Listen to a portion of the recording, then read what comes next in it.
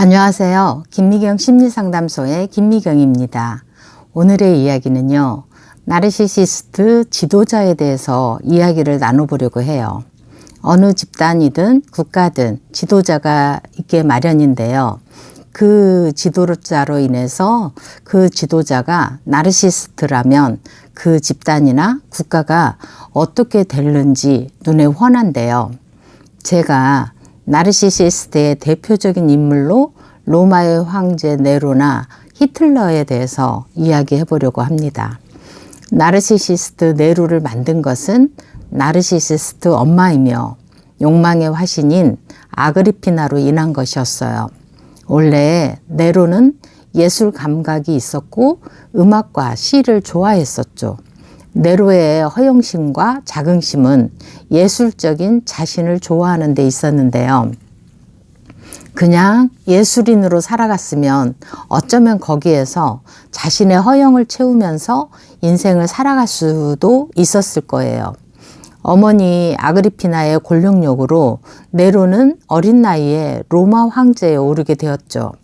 나이가 어리기에 어머니 아그리피나는 사실상 로마 황제처럼 권력의 주도권을 잡고 네로를 간섭하고 잔소리하고 자신이 모든 권력을 통제하려고 했죠. 심지어 로마 기념주화에 아그리파나를 새겨 넣기까지 할 정도로 권력욕은 심했어요. 나르시시스트의 대표적인 특징이 뭐였나요? 다른 사람을 간섭하고 통제하여서 주도권을 자신이 가지려 하는 가스라이팅 하는 거였죠. 그런 가운데 큰 사건의 계기가 되는 일이 일어나요. 네로의 아내 옥타비아 대신에 친구 아내인 포파이어를 사랑하게 된 네로를 극도로 반대하는 아그리피나로 인해서 두 모자지간의 갈등의 골이 깊어진 거죠. 네로는 이때부터 폭군의 형태를 보이는데요. 자신의 어머니 아그리피나를 배 밑창에 뚫린 채로 태워서 죽이려다가 실패하자 부활을 시켜 직접 죽이도록 만들 정도로 잔인해지고 기괴한 행동을 보이기도 하죠. 사치와 호화스러움을 좋아하고 그렇게 사랑했던 아내 포파이어를 발길질로 임신한 채 죽이기까지 하는 잔혹함을 보이기도 했어요. 그러면서 음악회를 열어 자신을 위한 박수부대까지 동원하며 다니기도 했죠. 여러분은 아마 로마 대화재의 이야기를 많이 아실 거예요. 로마 시내에 엄청난 화재로 인해서 사람들은 지옥을 경험했었고 6일간의 그 화재로 거의 모든 시내의 가옥들이 불타면서 시민들의 생활이 바닥으로 내동댕이 쳐지고 있었을 때 네로는 그 화재를 보면서 노래를 부르고 시상을 떠올려 읊었다고 해요. 분노한 시민들이 네로가 범인이라고 네로에게 분노의 화살을 돌리자 이를 기독교인들에게 누명을 덮어 씌우게 되죠. 수많은 기독교인들이 화형을 당하거나 사자굴에 던져져서 죽음을 당하는 일이 일어납니다. 네로의 잔인함과 자기 자신만을 위하는 지나친 자기애는 이처럼 많은 생명들을 사라지게 하고 고통으로 몰아넣게 되는 것을 우리는 알 수가 있어요. 나르시시스트는 유전보다는 양육자의 양육에 따라 만들어지는 환경에 좌우될 가능성이 더 많답니다. 네로 어머니 아그리피나의 권력욕, 지배욕, 자기애가 어린 아들 네로에게 얼마나 불안과 두려움에 떨어야 했겠어요. 그 가운데에서 진심 어린 사랑이나 보살핌이 아닌 거절감, 수치감은 얼마나 겪었을지가 짐작이 가지 않습니까? 이렇게 네로와 아그리피나의 경우처럼 이런 나르시시스트가 지도자가 되었을 때 많은 사람들이 피해를 입고 많은 고통을 겪어야 하죠. 지금 우리나라 현실에서도 나르시시스트들의 지도자들이 많이 있게 되면서 거짓과 속임수로 국민들을 기망하고 국민들의 진심을 짓밟고 어디로 가야 할지도 모르는 나라를 만들어가고 있는 시대가 되고 있어요. 또 한 사람의 나르시시스트 지도자 히틀러에 대해서 알아볼까요? 히틀러는 오스트리아에서 태어났고 평범한 세무사 공무원이며 엄격하면서도 폭력적인 아버지 밑에서 자라났답니다. 어린 시절 그런 아버지 밑에서 소심한 것 같았는데 학교 선생님의 생활고력부에는 이렇게 써 있었어요. 우쭐하고 고자세이며 오만불손하고 능력은 안 되는데 그부들 위해서 군림하고 싶어 한다라고요. 근거 없는 자신감, 열등의식이 자리 잡고 있었다고 해요. 히틀러 15살 때 아버지의 급작스러운 죽음과 또한 얼마 지나지 않아서 어머니의 죽음으로 노숙자 신세까지 된 히틀러는 성인이 된 후에야 아버지의 재산 상속을 받아서 독일로 왔답니다. 독일로 와서 세계 제1차 대전 때 군에 입대를 하죠.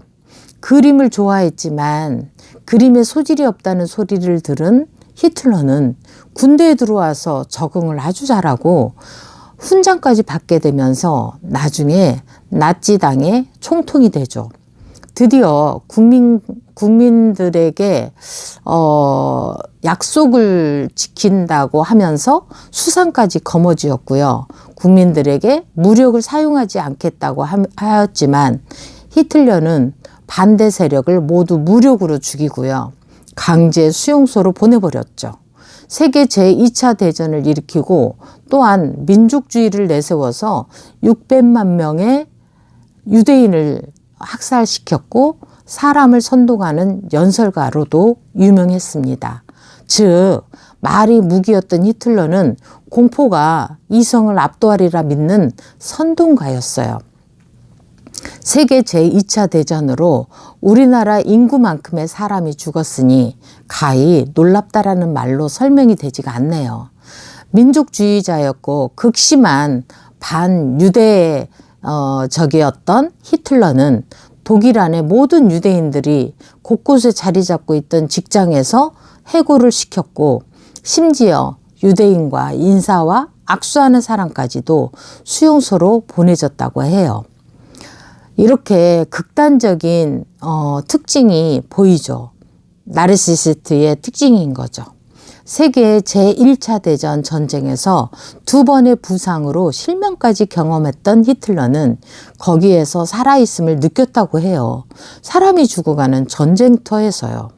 보통 사람들 같으면 2번 다시 경험하고 싶지 않은 잔인한 전쟁을 히틀러는 세계 제2차 대전을 일으킨 주범이었으니 가히 그의 잔악성을 엿볼 수가 있죠. 히틀러는 여자에 관심이 없는 듯 했으나 실은 여자로 인해서 자신의 권력에 문제가 생길까 봐 굉장히 조심했다고 해요. 여자들에게 인기가 많다고 스스로 생각해서 여자들의 인기가 떠나갈까 봐 결혼도 하지 않았죠. 그러나 사랑하는 연이 있었어요. 이복 누이의 딸, 즉 조카와 나이 차이가 많이 남에도 불구하고 보호자로서 역할을 하는 듯 했으나 그 조카를 사랑했죠. 사랑하는 이유가 너무나 황당한데요. 그 조카가 나이가 어려서 자신에게 무조건 순종을 잘할 거라는 이유였어요. 히틀러는 그 조카를 자기가 허락하지 않는 곳은 가지도 못하게 만들었고요. 사랑하는 사람을 사귀지도 못하도록 막 끊어놓았고 오로지 자기만 기다리고 모든 인간관계를 다 끊어놓았어요. 바쁘다는 이유로 자주 찾아가지도 않으면서요. 우리는 인간관계 할 때 사랑이라는 이유로 상대방의 모든 자유를 제한하고 통제하는 것은 잘못된 관계인 걸 알고 계시죠? 사람을 사람으로 여기는 것이 아니라 소유물로 여기기 때문에 일어나는 불행한 일이죠. 결국 그 조카와 마지막 죽음을 앞두고 결혼식을 하며 자살로 생을 마감하게 되는데요. 히틀러 한 사람의 사이코패스와 지나친 나르시즘 성향으로 몇 천만 명의 희생자와 그로 인한 고통이 지금까지도 남아있게 되는 것을 보면서 이런 사람이 공동체의 지도자나 국가의 지도자가 됐을 때 많은 사람들과 국가에 엄청난 피해를 보게 되는 거죠. 히틀러의 특징을 다시 요약하자면요. 극단적이고 이분법적이고 권력지향적이고 근거 없는 자신감이 많고 열등의식과 분노, 남 탓, 우월의식, 과대망상, 비판, 통제, 시기질투, 언변술이 아주 뛰어나죠. 이 언변술에 국민들은 속아 넘어갔고요. 선동에 박수를 쳤다는 사실을 우리는 가슴 깊이 새겨야 해요. 진실이 아닌 그 거짓과 속임수에 모든 국민들이 놀아났다는 사실에 경악을 금치 못할 정도죠. 이와 달리 히틀러의 치하에서도 인간의 존엄성과 의미 있는 일을 중요시하는 사람들이 있었죠. 유대인이었던 야누스 코르작은 소아과 의사이자 동화작가였지만 의사 직업을 버리고 폴란드의 수도 바르샤바에서 유대인 고아들을 위한 고아원을 설립한 뒤 고아들의 아버지로 살았죠. 1942년 8월 어느 날 코르작은 독일인에 의해서 포위되었어요.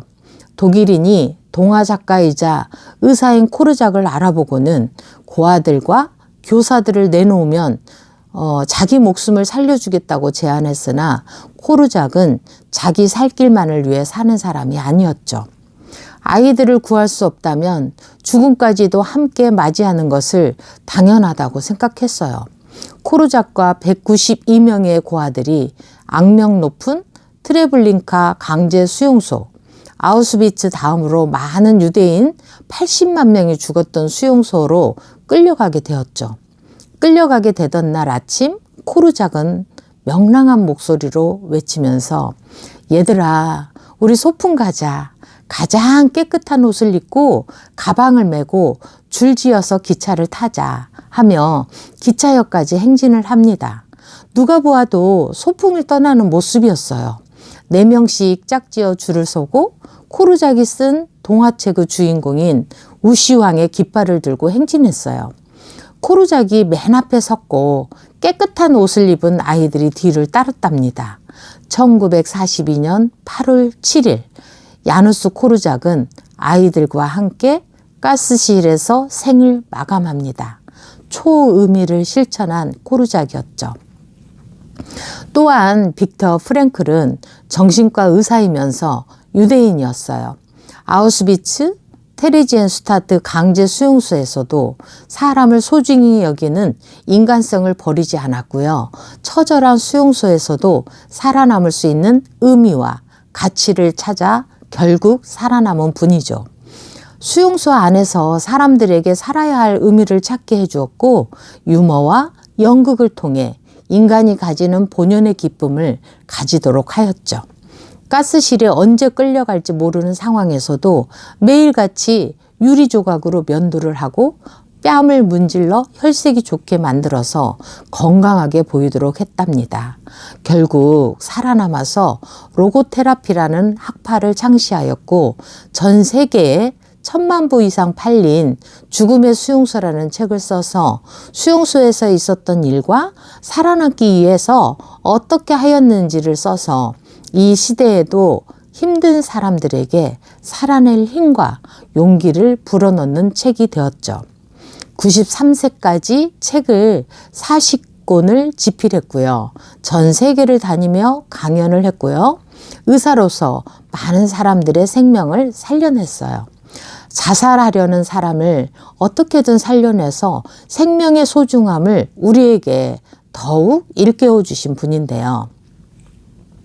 이렇게 세상에 똑같이 태어나서 누구는 악인으로 누구는 사람을 살리는 사람으로 사는 것을 볼 때 여러분은 당연히 후자를 선택하며 살고 싶으시죠. 그것을 넘어서 공동체나 국가의 리더가 많은 사람을 죽음으로 몰아넣는다든지 고통과 절망으로 빠뜨리는 일은 일어나지 않아야겠죠. 우리나라의 현재와 미래에 정의와 공의가 살아있고 생명을 소중하게 여기며 국민 한 사람 한 사람을 의미와 가치 있는 삶을 살아갈 수 있도록 인도할 수 있는 지도자가 나오기를 기도합니다. 지금까지 시청해 주셔서 감사드리고요. 김미경 심리상담소의 김미경이었습니다. 감사합니다.